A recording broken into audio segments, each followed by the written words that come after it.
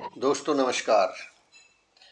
SLP number 10756 of 2023 criminal, इसमें एक question उठा कि सुप्रीम कोर्ट के सामने ये मामला गया कि क्या जो क्रिमिनल ट्रायल है उसमें प्रोसिक्यूशन ने जो विटनेसेस को साइट किया हुआ है, जो PW जिनको हम बोलते हैं, क्या उनको डिफेंस की तरफ से भी एग्जामिन करवाया जा सकता है। मैं आपका दोस्त Sunil Goswami, advocate, Punjab and Haryana high court Chandigarh. तो मामला ये था कि प्रोसिक्यूशन ने कुछ विटनेस साइट किए हुए थे, तो उनमें से एक विटनेस को प्रोसिक्यूशन ने गिव अप कर दिया, उसको एग्जामिन नहीं करवाया। तो वो जो विटनेस है उसको डिफेंस की तरफ से अक्यूज्ड जो है वो एग्जामिन करवाना चाहता था, जिसको ट्रायल कोर्ट ने डिक्लाइन कर दिया।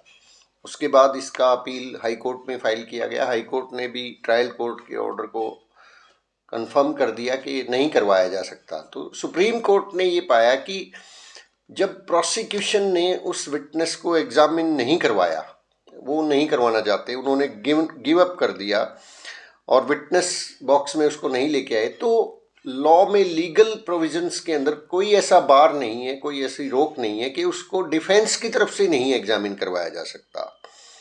ऑनरेबल कोर्ट ने बहुत क्लियरली लिखा कि there is no bar in the eyes of in the law for examining the said witness as defense witness. After all, it is for the trial court to consider the evidentiary value of the said witness while coming to its conclusion. तो ये trial court के पास है option कि उसकी एविडेंसरी value को कितना value देना है। तो जब प्रोसिक्यूशन किसी विटनेस को एग्जामिन नहीं करवा रहा, तो हम डिफेंस के अंदर उसको एग्जामिन करवा सकते हैं। इसमें कोई लीगल बार नहीं है, कोई लीगल कॉम्प्लिकेशन नहीं है।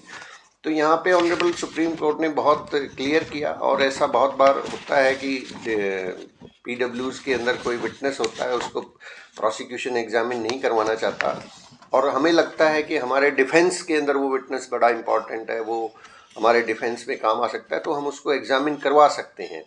तो ऑनरेबल सुप्रीम कोर्ट ने ऑफ कोर्स ये भी कहा कि इसको जो है प्रोसिक्यूशन क्रॉस एग्जामिन कर सकेगा। वो तो ऑब्वियस है, कोई भी विटनेस हो तो उसको क्रॉस एग्जामिनेशन करने का अधिकार दूसरी पार्टी का ही होता है, दूसरी पार्टी का भी रहता है। तो ये जो अपील रही Sundarlal versus state of Uttar Pradesh, ये 2 फरवरी 2024 का ये जजमेंट है। ऑनरेबल जस्टिस MM सुंदरेश और ऑनरेबल जस्टिस SVN भाटी जी की ये जजमेंट है।